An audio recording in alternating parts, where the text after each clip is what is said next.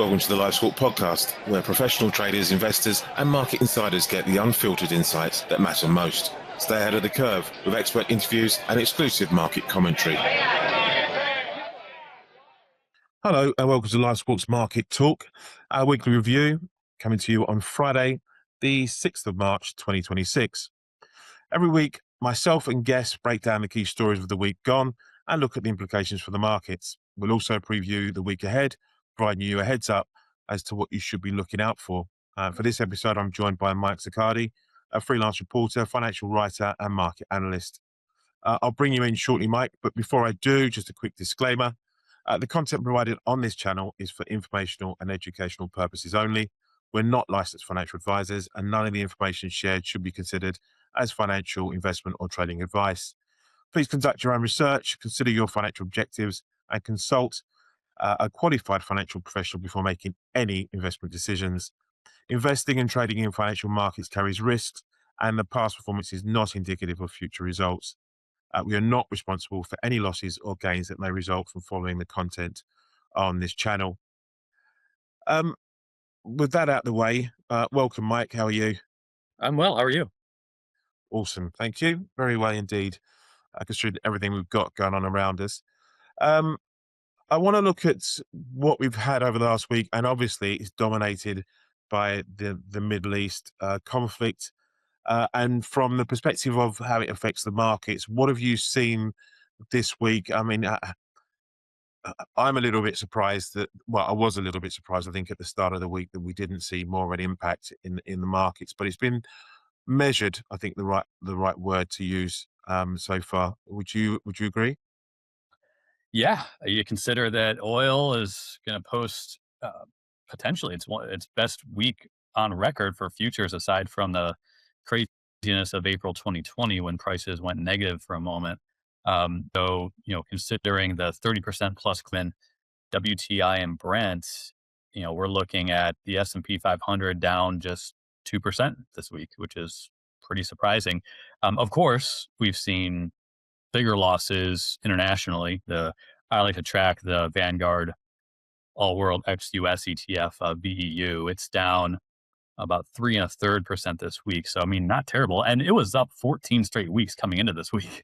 So let's kind of keep it real for a moment. It's not like this loss comes after a period of weak price action. So if you just strip out all the geopolitical events and the shocking headlines this week, a 3% pullback in international stocks isn't that big of a deal. So pretty remarkable there. Do you think there's a level of complacency, or have we been here before? I mean, it's sad to say that this isn't the first conflict in the Middle East over the last 2 to 3 years, and the markets are better prepared in the way they react and more measured in the fact that they're looking at specifics rather than the general picture.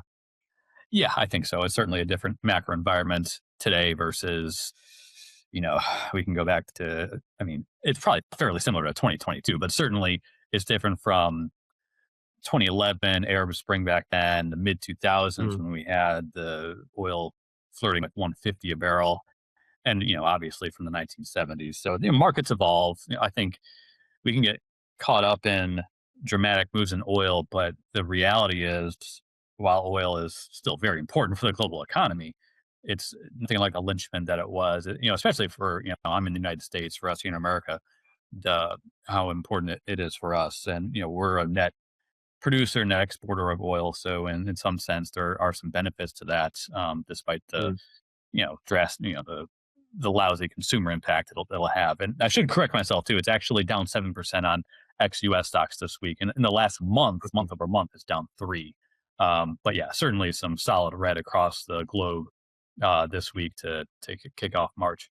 But yeah, we're looking at, again, for the listeners in the States, with RBOB gasoline, which is the benchmark gasoline futures contract, that is now around $2.70 a gallon. And my rule of thumb is you can add about 95 cents to that to get the national average at about $3.65 or so in a few weeks. So a far cry from where we were in the wintertime. So Okay. that's gonna eat into consumer spending. Yeah, we'll see how the rest of the day unfolds ahead of the weekend. Yeah, I want to look at that, and we will look at that in part due to the jobs data we had out today. Of was it for an hour or so ago, hour and a half ago? We had some jobs data out, and we'll come to that in a second. But as an American living, in the States, what is the just in I guess general terms, what is the general mood at the moment around what's happening in the Middle East and what the US and the Israelis have started, if you like, or got into? Is there a sense that this is that they think this is a short term thing, and how's it affecting the mood? Really, it just trying to be non-political, but just generally speaking, from from someone who lives in America, how's it been taken Yeah. at the moment? Yeah, well, I mean, like I said, it's a it's a split, right? Mm, I mean, well, it's probably not a split at this point, but it depends who you ask on the right or left. But trying to be as nonpartisan as possible. I think there's frustration with this because President Trump campaigned on you know, ending wars and not being as involved in conflicts overseas where it wasn't an imminent situation. mm, And here we are with who knows how long this Iranian conflict is going to go on. I mean, I wouldn't call it a war at this point. I mean, obviously, like yeah, we're getting attacks from Iran, but this is my point with that statement is this was so one sided action for the United States, yeah, um, and it differs so much from the Venezuela event. I mean, that wasn't even a conflict. I mean, let alone a war. We just went in there and deposed Maduro, and looking back, I mean, that looks like a very successful situation. very This, technical. yeah, this in Iran is completely different. We don't know how it's going to unfold, and we see what's going on in the Strait of Hormuz as perhaps the ultimate, at least financial market barometer of how serious this situation is. Effectively being closed off for 20% of the world's oil flowing through there is going to be problematic, and it's going to be exponentially problematic with each passing day. So Sure. I would say frustration, and frustration, maybe we're putting it lightly, anger for certainly a chunk of the population. You look at any kind of polling data out on this, and support for this is extremely soft. Not Right. anywhere close to 50-50 or 40-60. It maybe 10%. So Okay. um, yeah, there's no sugarcoating it. It's a tough situation, and yeah, President Trump is certainly aggressive in doing this, and it remains to be seen what implications are going to be for the rest of his term on geopolitical events. Obviously, he's taking a different approach versus his first term, where he was fairly, you know, Yeah. didn't have his hand in a lot of international conflict, which I think would be seen as supportive by a lot of voters here, but different this time. Yeah, very much so. Um, I want to move on then to today's non-farm payroll, which was another. Well, it was a surprise this time to the downside, and we were expecting, I think, something like 60,000. I think the consensus estimate. We came in down. Was it 90,000 on the 92,000 job losses in February? Unemployment rose, and we then also saw retail sales where we saw spending recede a touch there as well. Although generally it was in line with a lot of estimates there in the subcategories.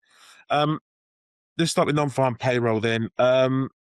How do you view that? How was that perceived, and the markets? How the markets reacted as far as you can see? Yeah, it was a weak report. No way about it. 2,000 jobs lost, worse since last October. Private payrolls was the worst since December 2020. We had the jobless rate tick up from 4.32 to 4.44, so 12 basis points there is a pretty notable amount. And what drove, what had been supporting the labor market for a while was non-cyclical growth in areas like healthcare, and we didn't get that support this time. So that contributed to the severe miss. And looking at some of the expectations data, like you said, we were looking for 55,000 consensus on that. It Mm, turned out to be minus 92. That was the worst miss in years. Standard deviation wise, I think that was several standard deviation event in terms of the miss. So, Sure. um, so not good. We had negative revisions to the previous 2 months, which probably isn't a big surprise. Maybe there were some weather effects. In January we had a pretty nasty winter storm trek across the south and then up the east coast, and there I were think some. you're underselling the pretty nasty bit. It was very. It looked horrible from this side of the Atlantic. Put it that way. Yeah, it was kind of one after another that bled into February Yeah. too. And then also some labor strikes at Kaiser as well, kind of shaved some off the employment. But yeah, I mean, it wasn't good. Average hourly earnings were okay, up 4 tenths. That was a Mm. tick better than expectations. Um, and yeah, unfortunately, manufacturing employment flipped back into the red after a nice January surprise there. So not good there. And that comes after a strong ISM manufacturing PMI report too to kick Yeah. off the year. So soft data has improved in manufacturing, but not quite seeing it in the hard data. So hopefully that turns around. We tend to see soft data turn first and then hard data come later. So we'll see if that plays out. Yeah. Well, like you say, strike activity. We had the weather hurting maybe the hospitality sector as well. That didn't help construction.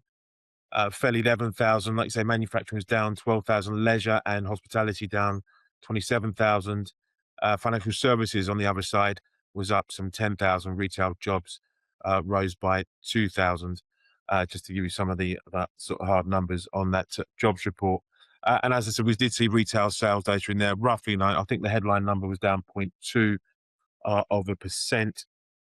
So slightly softer on that front in terms of consumption, but we have more data next week that will be just as key, I think, for policymakers. I know we've got a number of Fed speakers speaking at the moment. We've heard from, I think, Goolsby so far, amongst others, and it would be interesting to hear what the Fed speakers say after we've recorded this, obviously. Um, Turning to Europe quickly, we saw Eurozone inflation data for February, persistent core prices. As I've recently heard, silences the ECB doves. It will do nothing for anyone still looking at rate cuts this year, or still trying to price in or thinking that there may well be rate cuts this year. Do you have much of a view on that side of the pond on on the European picture and expectations? Yeah, I think the big chart for Europe this month is going to be that European natural gas TTF contract. Um, Mm, I've been surprised this week how it has pinned to $50 or €50 per megawatt hour. That I thought it might go higher, especially as the week has gone on. We've seen Brent and WTI crude oil lift higher, but yeah. uh, TTF gas has held at about €50 megawatt hour. So if that shoots up over the weekend, that will I can say with pretty big confidence that'll be the catalyst for the next leg lower in global equities. We also have to keep in mind what's going on in the European bond market. Um, this morning or this afternoon, we have the Mm, UK 10-year bond up 20 basis points, so shooting higher. Likely some positioning into the weekend with the yeah. higher commodity prices. So this is what happens in these big macro events, and I think anyone who's been around markets for a little bit now is kind of can see the playbook coming. You get one catalyst in one market, and then that feeds over into another asset class. In this case, we have oil and gas shooting higher, and now we have rising international bond yields, and that tends to affect emerging markets first, which are more dependent in some of these areas, and Mm, then it kind of creeps over. And all this kind of happens at once. It kind of impacts EM more to a lesser extent, ex-US developed, and the US just by the nature of kind of how exposed certain areas are.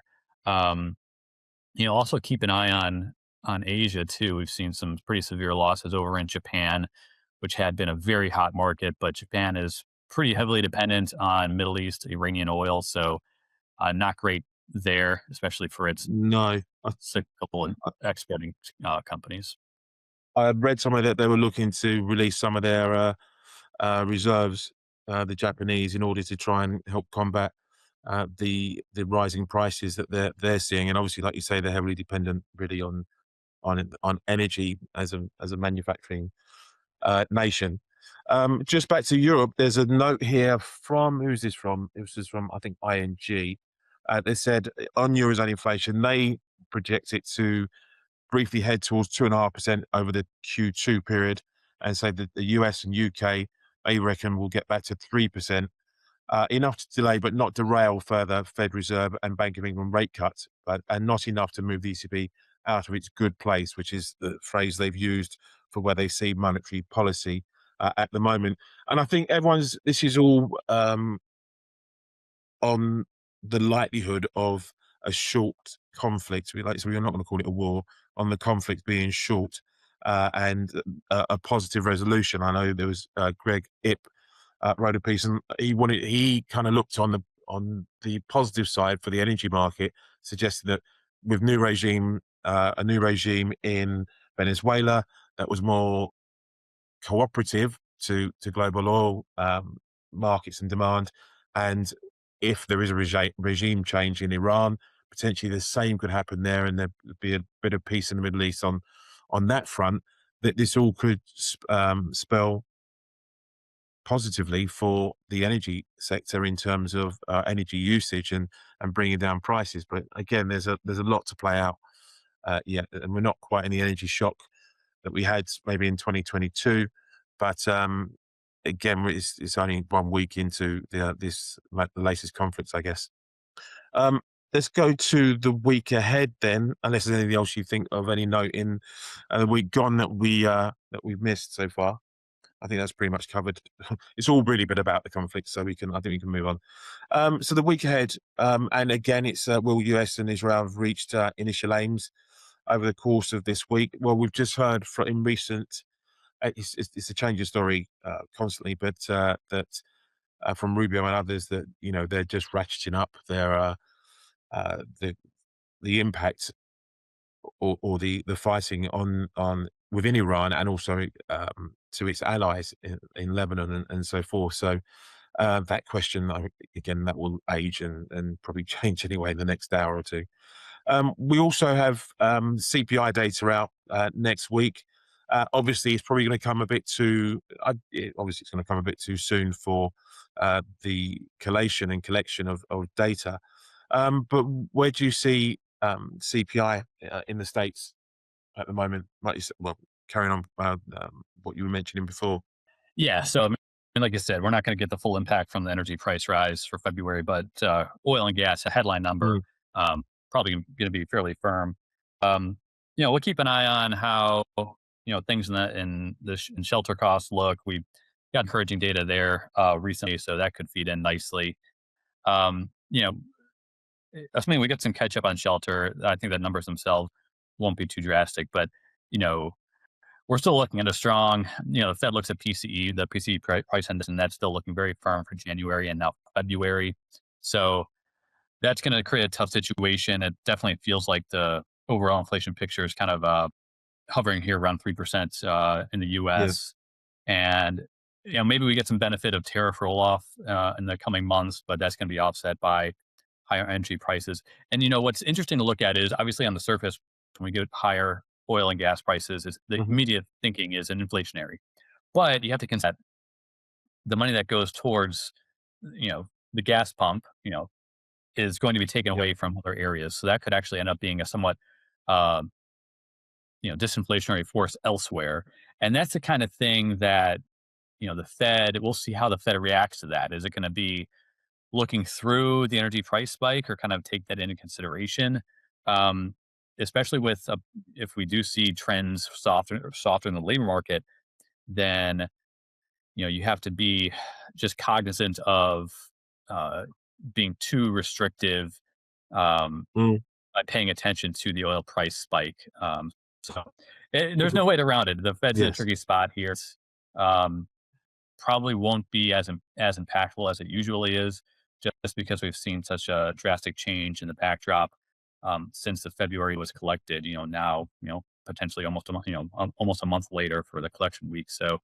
Um, so yeah, we'll also get, I think, the New York Fed consumer expectations report on Monday, I Right. believe. So that'll be one to look at too.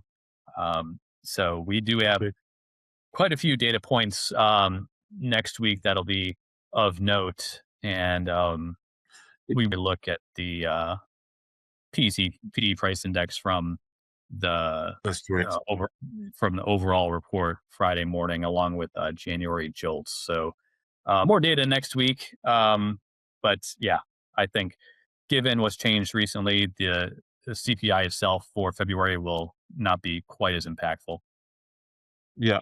Just a note from Barclays here on this. They say we expect February's CPI estimates to look relatively subdued following the modest acceleration in January. They forecast headline CPI to have increased 0.25%, 2.4% year over year. And they say core CPI to have risen by 0.23%, 2.5% year over year. So 0.23% on the month, 2.5% year over year, and look for modest gains in energy and food prices. Then non-season adjusted index forecast is 326.793, slightly higher than the March 3rd fixings. On the core front, they look for inflation to have decelerated by 7 basis points to 0.23% on the month over month, and led entirely by core services. They say several services, including medical care, recreation, and other services that registered sharp beginning of year price increases in January, are likely to experience less inflation. On the other hand, they expect core goods inflation to have accelerated, led by less deflation in used cars, amongst other things. And then kind of, I think HSBC was look for slightly more persistent CPI, but they still look for 0.3% month over month for core and headline CPI, which reinforces their overall picture of sticky consumer inflation. But as I said, in terms of market impact, it's a rear view mirror effect, I guess, Mike, for that, because we're in a constantly changing situation right now, and if things do start to worsen, then the fears around the inflationary pressures will rise. But as you say, that could also have an effect on activity ultimately as well. So one to watch there. In the UK, we've got Jan GDP. There's been nothing to write home about UK economic activity, but we seem to have steadied the ship of late. Any views on where the UK is at the moment on its growth trajectory? Not a whole lot different from what I kind of mentioned earlier. I think there's going to be stress there from commodity prices, and then potentially higher interest rates with the Bund jump yield today. So, um, yeah, Europe is for all the issues I think facing the U.S., you can take that up a notch uh, for the UK and then the Hmm. Euro area separately. Um, so yeah, we'll see how trends unfold and for the BoE expectations the rest of the year with rates as well as the ECB.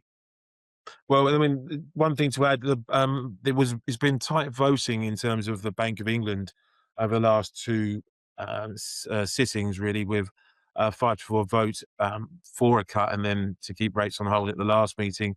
Until the conflict rather kicked off, we were leaning towards um, generally people were leaning towards a rate cut, and by a narrow vote again this time around, but that seems to have receded now, and I haven't got the latest um, market pricing on it, but as I said, that seems to have receded. A note here from Capital Economics: they said Middle East conflict to raise UK inflation more than it cuts growth. We will wait for more clarity on events in the Middle East before altering our inflation, GDP, and bank rate forecasts. But in the scenario in which oil and gas prices remain close to current levels until May, we would probably raise our 2026 CPI inflation forecast from 2.1 to 2.4%, and nudge down our 2026 GDP growth forecast from 1% to 0.8%, and raise our end 2026 bank rate forecast to 3% from 3% to 3.25%. Again, over the start of the year, there is an expectation that we see softening of inflation, mainly for annual base revisions, really, from this time last year. But that may be interfered with if this continues, if the conflict continues to keep oil prices elevated in the next couple of months or so. But I mean, it's generally assumed that UK inflation rates will start to ease towards that 2% inflation target in the near term. But we'll wait and see how things develop there. We've also got mainland China CPI, PPI data out this week. There is a note, I've got an HSBC here, regarding the Chinese inflation. They expect CPI to rise 0.8% annually in February, up from 0.2% in January, mainly driven by the later timing of the Chinese New Year holiday and higher oil prices. The slow decline in pork prices alongside the rise in international crude oil prices may reduce downward pressure on CPI, says the bank. Obviously, China's particularly affected with the Strait of Hormuz, and I think they're quite reliant on the Strait of Hormuz for oil transport as well, from the likes of the Middle East, Iran, I think particularly, as well as others. And so, I doubt they want this conflict to be any longer than it absolutely needs to be, because then I know they revised down their growth forecast as well this week. So, even they are starting to review activity from their perspective as well. Do you got any views on China and what we're likely to see? I mean, not a whole lot. Of course, China is very heavily impacted by what's going on in Iran and the Strait of Hormuz. I think, more broadly, all of this makes the upcoming Trump-Xi meeting all the more interesting. That could be a key macro geopolitical event ahead when they hold their summit. So that'll be something to look forward to. And in terms of price action, China has been so soft for quite a long time. We saw the downgrade to the long-term GDP growth outlook from them this week, which was notable. But we continue to see kind of soft price action in a lot of their key China tech names, which are impacted by what's going on with U.S. software and AI. But yeah, I mean, that's going to be something to watch over the days and weeks ahead, is how China may respond to this, because they are sensitive to the Iranian situation. So, there's so many catalysts that could bubble up, and this is certainly one of them. So, be on the lookout for headlines and statements from the Politburo there on, how they may look to retaliate in this situation. We're getting to the territory of unknown unknowns rather than known unknowns with this situation at the moment, it would seem. I mean, I know President Trump's already looking towards Cuba as well. So I don't think we're going to get a lot of quiet headlines, but there's not going to be any lack of headline commentary over the next few weeks at least anyway. So on that note, I'd like to thank you, Mike, for taking part in today's episode and your insights. So thank you for joining us on the review show. Yeah, thank you, Barry. Brilliant. Anyone who's missed the start of this, you can go back on any of the podcasts or our social media platforms to pick this up and listen to it from the start. We do have interest rate decisions coming in the next couple of weeks, and so it's gonna be quite interesting to see how central bankers want to frame what we're seeing at the moment and how they address it. We've got a number of central bank speakers from the Fed, as I said, speaking as we record this on Friday the 6th. So it'll be interesting to see what commentary comes from that. Anyone wants to take a trial of LiveSquawk, you can go to livesquawk.com and just see what we do and our commentary on the markets. And we'll be back next week for another episode of the Weekly Review. Thanks again to Mike Zaccardi, and we'll see you guys all after the weekend. Thanks for tuning into the LiveSquawk podcast. Your edge in the market starts here. Subscribe now.